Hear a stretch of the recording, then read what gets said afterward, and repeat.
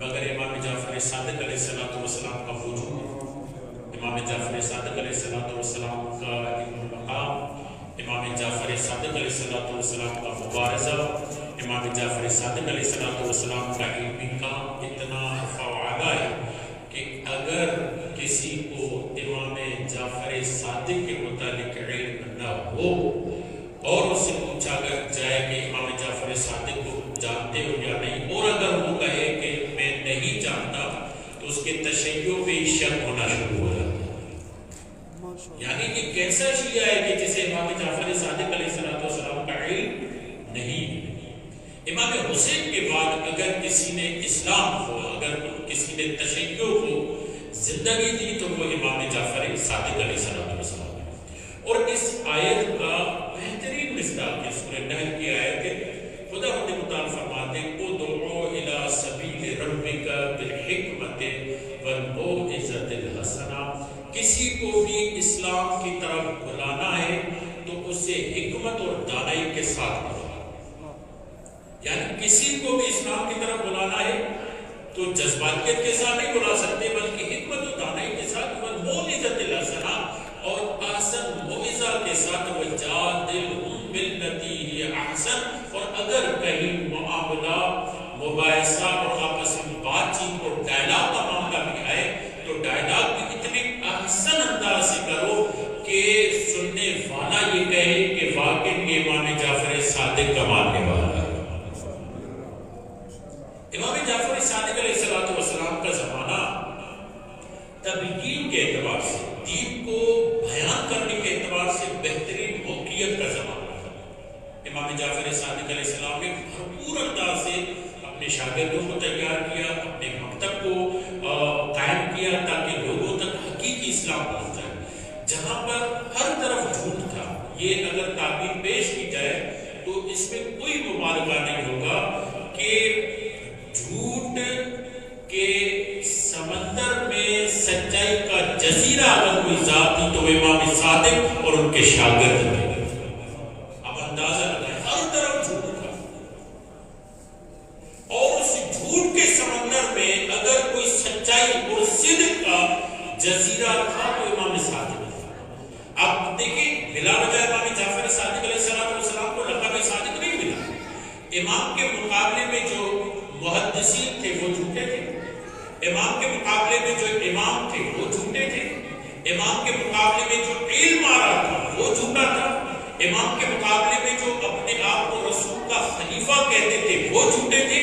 یعنی جس بھی باب سے لوگ آتے تھے وہ مجسم جھوٹ تھے۔ اگر کہیں حقیقت اور سچائی تھی تو یا تو امام جعفر صادق کی صورت میں تھی یا ان کے شاگردوں کی صورت میں۔ امام جعفر صادق علیہ السلام جس زمینے میں اور جس زمان میں زندگی کر رہے تھے ہر طرف سے جھوٹ تھا۔ راوی جھوٹا ہے، محدث جھوٹا ہے، عالم جھوٹا ہے، امام جھوٹا ہے، حکمران جھوٹا ہے، سیاست جھوٹی ہے، تعلیم جھوٹی ہے۔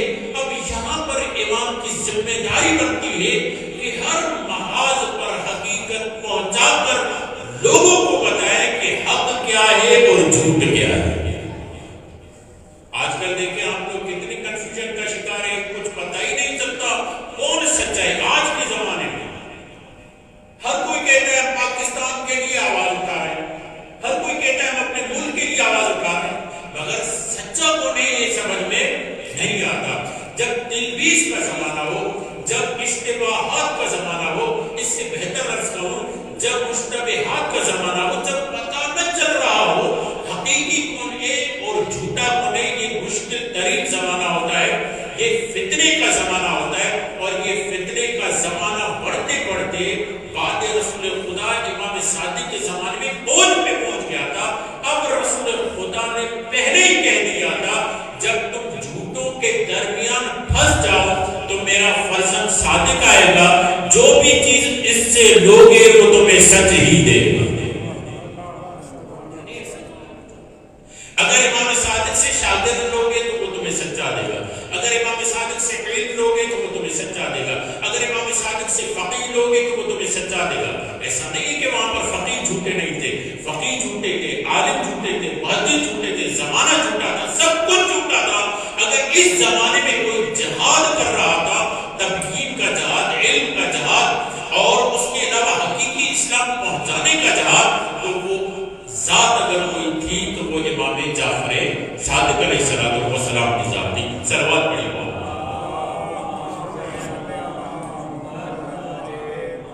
ہر طرف سے جھوٹ، اسی لیے جہاں ہر طرف سے جھوٹ تھا، جس آدمی پر بھی ہاتھ انگلی رکھے وہ جھوٹا تھا، ایسے عالم میں ایک سچے کا ہونا ضروری تھا. اس لیے امام جعفر کو صادق کہا گیا. کہتے ہیں کہ ہم سیاست میں جاتے ہیں تو وہاں پر ہمیں جھوٹے نظر آتے ہیں. ہم دین کی زبان لینا چاہتے ہیں، کسی سے دین سمجھنا چاہتے ہیں تو وہ ہمیں جھوٹے نظر آتے ہیں.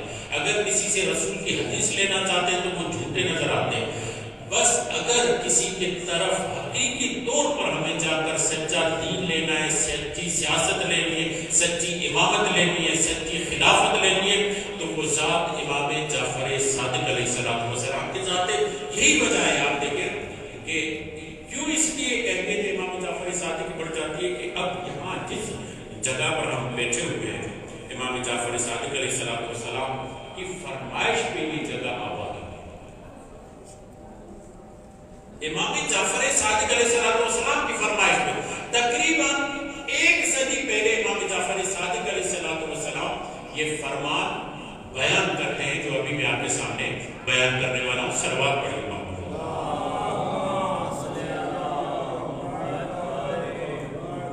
امام جعفر صادق علیہ السلام کیا فرماتے ہیں؟ الا وان لامیر المؤمنین حرما وهو الکوفہ. امیر المؤمنین کا جو حرم ہے وہ کوفہ ہے. پھر اس کے بعد فرماتے ہیں الا وان الکوفۃ الصغیرہ. اور تمہیں معلوم ہونا چاہیے کہ جو چھوٹا کوفہ ہے وہ قم ہے. الا ان للجنۃ ثمانیۃ ابواب. اس یاد رکھو کہ اللہ نے جنت کے 8 دروازے رکھے ہیں، اس میں سے ثلاثۃ منھا الی قم. 3 جنت کے دروازے قم کی طرف نکلتے ہیں. اب یہاں پر بات ختم نہیں ہوتی.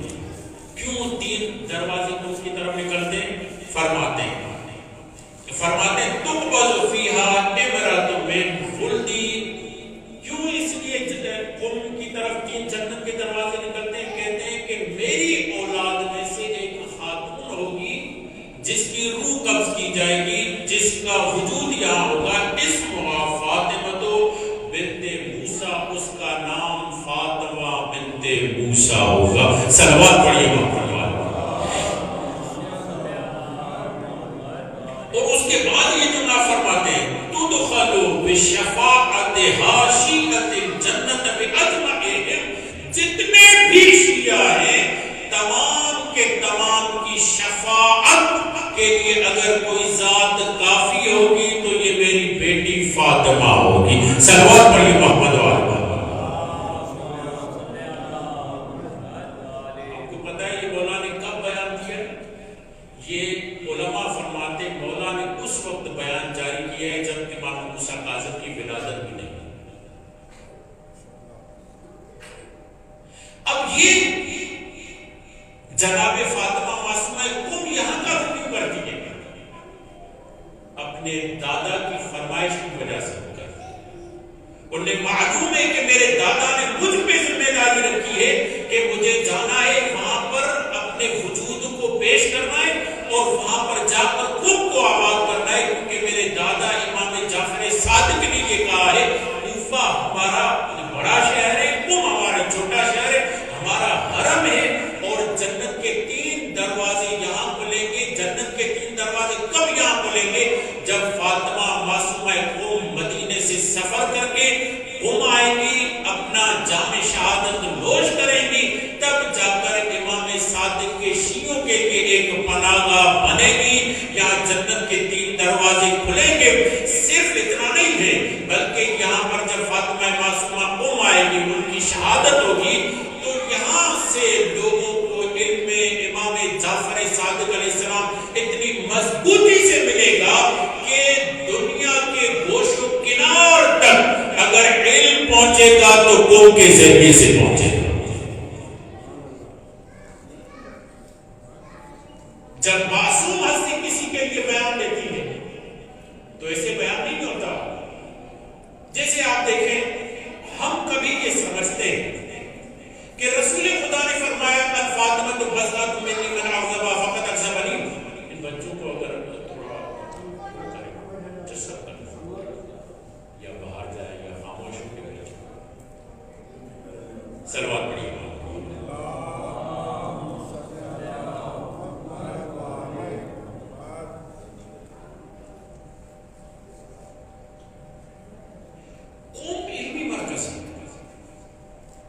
دنیا کے گوشوں کنار تک اگر علم پہنچنا ہے تو پہنچ نہیں سکتے، بلکہ بہت سارے لوگ اپنے ساتھ قومی کی نسبت لگانے کے لیے چند دن یہاں رہتے ہیں تاکہ ہماری شخصیت معتبر ہو جائے، تاکہ ہمارا لفافہ بھاری ہو جائے.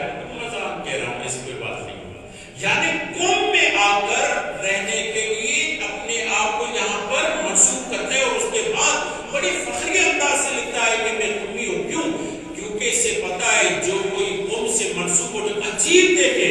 امام جعفر صادق علیہ السلام کے زمانے میں لوگ چاہتے تھے ہم جعفری کہلوائیں اور امام کے فرمائش پر ان کی بیٹی آ کر قوم کو آباد کرتی ہے. تو آج ہر طالب علم آل محمد کے مکتب سے جڑنے کے لیے اپنے آپ کو قومی کہلوانے میں افتخار محسوس کرتا ہے. یہ حسین انتظار.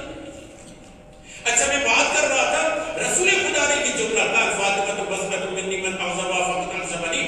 کیا صرف یہ فضائل ہے کہ رسول خدا نے کہہ دیا کہ فاطمہ میرا حصہ ہے، جس سے فاطمہ راضی اس سے میں راضی، جس سے فاطمہ ناراض اس سے میں ناراض، یا من اعظم فقط اعظمنی جس نے فاطمہ کو رنجیدہ کیا اس نے مجھے رنجیدہ کیا.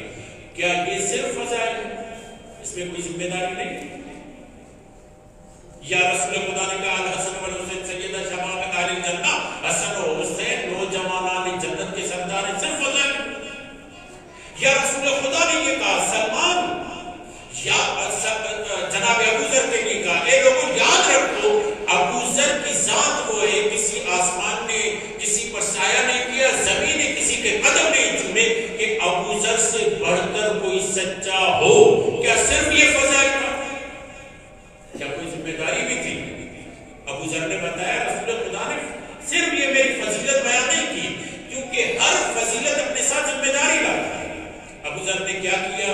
ابو ذر نے بعد رسول علی مولا کے اتنے فضائل پڑھے، اتنے فضائل پڑھے. ابھی انہیں شہر بدر کیا جا رہا ہے، ابھی کسی جگہ شہر بدر کیا جا رہا ہے، حتیٰ کہ آخر میں اس علاقے میں آئے جہاں ایام جاہلیت کے زمانے میں جناب ابو ذر زندگی گزارتے تھے روبوزہ میں، اور پوچھا گیا کہ تمہارے لیے ناگوار علاقہ کون سا ہے؟ تو جناب ابو ذر نے کہا روبوزہ.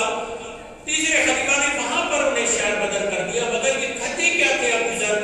کیونکہ ابو ذر کی زبان پر نبی نے اپنے بیان سے مہر صداقت لگائی تھی. اب یہ ابو ذر کعبے کے خلاف کو پکڑ کر لوگوں کو جمع کر کے کہتے تھے اے لوگوں بتاؤ رسول خدا نے میرے لیے کیا جملہ کہا ہے؟ سب یہی کہتے تھے رسول خدا نے کہا ہے کسی آسمان نے کسی پر سایہ نہیں کیا، زمین نے کسی کے قدم نہیں چومے کہ ابو ذر سے زیادہ کوئی سچا ہو.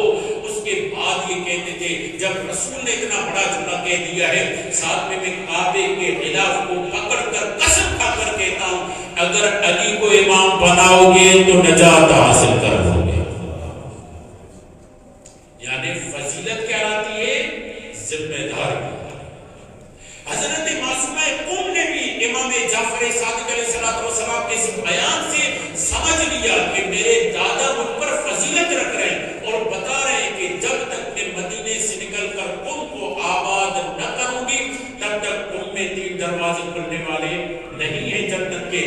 تب تک وہ مقام جو مقام شفاعت ہے آج بھی ہر پڑھنے والا یہ کہتا ہے السلام علیکم یا فاطمۃ المعصومہ اشفعی لنا فی الجنت ورحمۃ اللہ. اے آقا زادی جنت کے باہر شفاعت کرنے والے اور ہوں گے جو جنت میں شفاعت کر کے درجات بڑھائے اسے معصوم محبوب کہتے ہیں.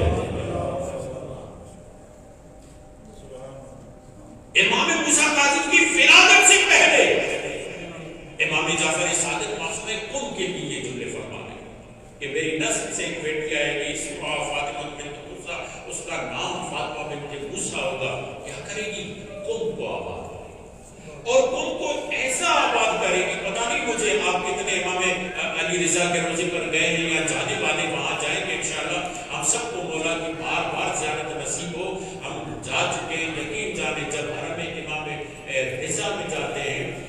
خشابت، جلال، سب کچھ، مگر وہاں پر پہنچ کر لگتا ہے کہ باپ کی جلالت نظر آتی ہے، مگر جیسے ہی معصوم محبوب کے حرم میں آتے ہیں لگتا ہے جیسے کوئی بچہ ماں کی گود میں آ گیا، ماں کی ممتا محسوس ہوتی ہے حضرت معصوم محبوب کے حرم کے۔ اس لیے قوم کو عش آل محمد کہا جاتا ہے۔ عش کسی کہتے ہیں؟ گھونسلے کو۔ گھونسلے کا کام کیا ہوتا ہے؟ گھونسلے کا کام یہ ہوتا ہے کہ پرندہ اپنے بچے کو تب تک دانا دیتا ہے جب تک یہ پرواز کے قابل نہیں بن جاتا۔ معصومہ خود اپنے بچوں کو تب تک علم کے دانے دیتی رہتی ہے جب تک یہ علمی پرواز نہ کرے۔ صلوات پڑھیے محمد وآلہ۔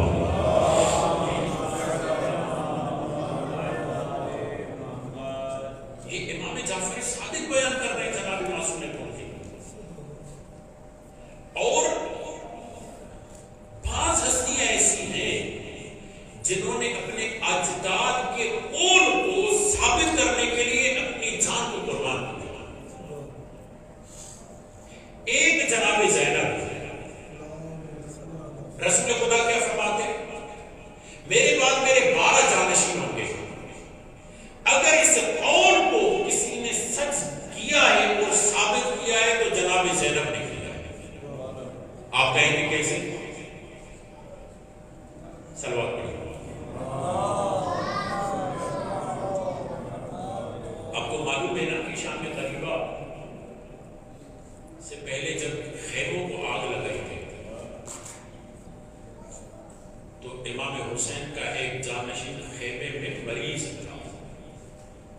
اگر جناب زینب نہ جاتی تو فرمان رسول صادق نہ آتا۔ کچھ خواتین ایسی ہیں، اللہ اکبر، جناب زینب رسول خدا کے صدق کو ثابت کر رہی ہیں اور جناب فاطمہ معصومہ خود مدینے سے آ کر اپنے جد امام صادق کی صداقت کو ثابت کر رہی ہیں۔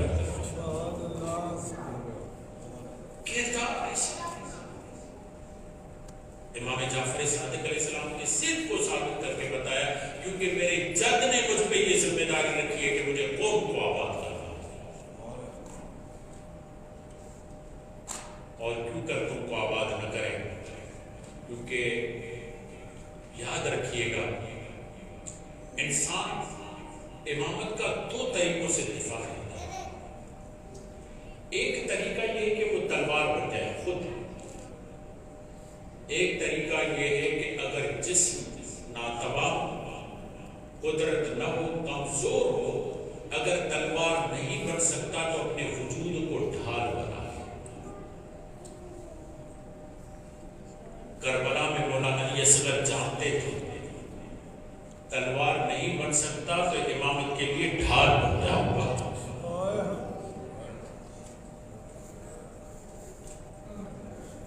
جناب زینب جانتی تھی تلوار نہیں بن سکتی تو ڈھال بن جاؤں گی، اور اپنی زبان سے، اپنے وجود سے امامت کا دفاع کیا۔ اور معصومہ خود بھی جانتی تھی اگر تلوار نہیں بن سکتی تو ڈھال بن جاؤں گی۔ جملہ تو جناب معصومہ خود مدینہ چھوڑ کر بھائی کی محبت میں صرف نہیں آئی تھی بلکہ امامت کے دفاع میں آتی ہے، اور جس ذات نے امامت کے دفاع میں جتنا قدم اٹھایا خدا گواہ ہے اللہ نے اس ذات کی منزلت کو اتنا بڑھا دیا۔ اے خدیجہ، آپ نے رسالت و امامت کا دفاع کیا، ہم آپ کے رتبے کو بڑھا دیتے ہیں۔ کائنات کی 4 افضل خواتین ہیں، ان میں آپ کا نام آئے گا۔ اے زہرا، آپ نے علی و حسن و حسین کا دفاع کیا، ہم آپ کے رتبے کو بڑھا دیتے ہیں۔ کسی نبی کی نبوت کو قبول نہیں کریں گے جب تک آپ کی محبت کا اظہار نہ کریں۔ ایسے نا آپ نے حسین و سجاد کا دفاع کیا، کربلا تا قیامت آپ کے رہینے منت رہے گی۔ جب جب کربلا کا نام آئے گا آپ کا نام ساتھ میں آئے گا، آپ شریکت الحسین بن جائے گی۔ اور اے فاطمہ معصومہ قوم، آپ نے کے دفاع میں مدینہ چھوڑا ہے تو تا قیامت آپ کے مزار کو جلوہ گائے زہرا بنا دیا جائے گا. اور اگر کوئی چاہے گا بھی کہ ہمیں قبر زہرا دکھائی جائے تو اسے کہا جائے گا جاؤ فاطمہ معصومہ خون کی زیارت کرو. یہ زیارت ایسے ہے جیسے فاطمہ زہرا کی زیارت. زیادہ طویل مسائل نہیں پڑھوں گا, ایک جملہ پڑھوں گا. ان بیویوں نے اپنے وقت کے امام کا دفاع کیا, مگر اے آزادی مجھے وہ روایت بھی نظر آتی ہے. آپ کو معلوم ہے نا امام رضا کے متعلق یہ جملہ کہا جاتا ہے کہ وہ واحد امام تھے جب اپنے وطن سے نکلے اپنی ذات پہ خود ماتم کروا مجلس بپا ہوئی. اور جب مجلس پڑھنے والے نے مجلس پڑھنا چاہی تو پردہ آویزہ کیا گیا. خواتین ایک طرف تھی, مرد ایک طرف تھے, اور مرثیہ پڑھنے والے نے مرثیہ پڑھنا شروع کیا. مگر جب شہادت امام رضا کا مرحلہ آیا اور مرثیہ پڑھنے والے نے امام رضا کی شہادت کا ذکر کرنا چاہا اور اشارتاً بیان کیا کہ امام ہم سے جدا ہو رہے ہیں اور مقام دوز پہ جا کر مقام شہادت پہ فائز ہو گئے, ایک مرتبہ خواتین کی طرف سے آواز آئی اے مرثیہ پڑھنے والے دوبارہ یہ مرثیہ نہ پڑھنا. ارے رضا کی بہن بے ہوش ہو گئی ہے, اپنے بھائی کی شہادت کی خبر کو سن کر بے ہوش ہو گئی ہے. میں کہوں گا آزادی آپ کے قدموں میں آپ کے جوار میں بیٹھے ہوئے ہیں, آپ کے تفضل سے کی آپ سے درخواست کرتے ہیں, خیرات مانگتے ہیں. آقا زادی آپ نے اپنے بھائی کی موت کے خبر کو سن کر بے ہوش ہو گئی. آپ بھی بہن ہیں مگر میرا سلام ہو بہن زینب پر.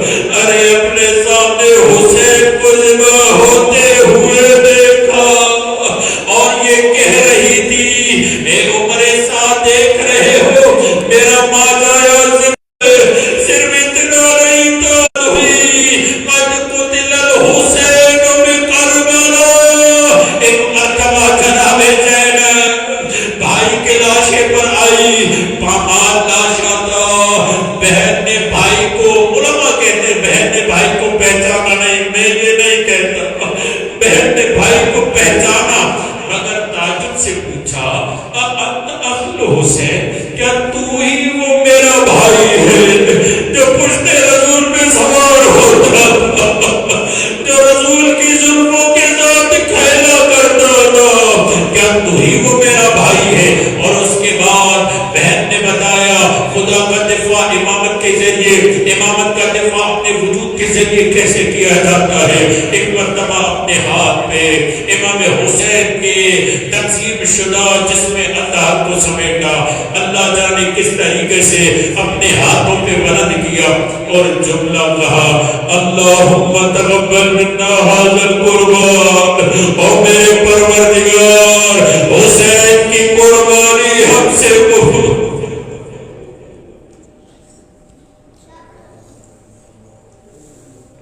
اللہ